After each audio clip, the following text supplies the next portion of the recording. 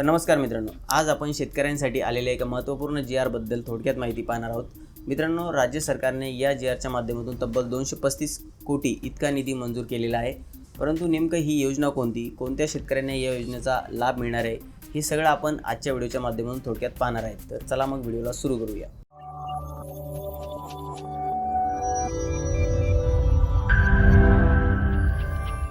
तर मित्रांनो, राज्य सरकारने मुख्यमंत्री शाश्वत कृषी सिंचन योजनेसाठी हा जी काढलेला आहे. मित्रांनो, शेतात थेंबे थेंबे पाणी देणारं पाईपलाईन म्हणजे ड्रिप आणि पावसासारखं पाणी फवारणारं यंत्र म्हणजे स्प्रिंकलर, या योजनेअंतर्गत ही साधने घेतली तर शेतकऱ्यांना अनुदान मिळतं.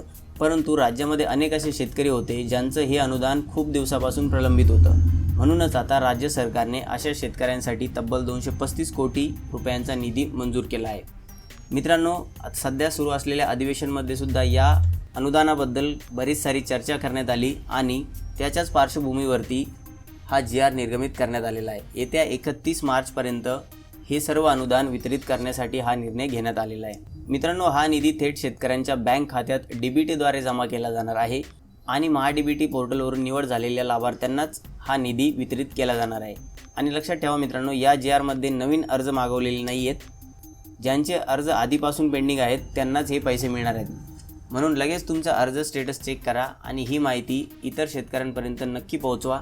मित्रांनो, या जी ची लिंक तुम्हाला व्हिडिओच्या डिस्क्रिप्शन बॉक्समध्ये सुद्धा दिलेली आहे. जर तुम्हाला पूर्ण जी डाउनलोड करून वाचायचं असेल तर खाली डिस्क्रिप्शन बॉक्समध्ये जावा आणि तिथे एक लिंक तुम्हाला भेटेल. त्यावरती फक्त तुम्हाला क्लिक करायचं आहे आणि डाउनलोड करायचं आहे जी दिलेली माहिती आवडल्यास आपल्या चॅनलला नक्की सबस्क्राईब करा आणि व्हिडिओला नक्की लाईक करा. भेटूया मित्रांनो नवीन माहितीसह नवीन व्हिडिओमध्ये. तोपर्यंत धन्यवाद.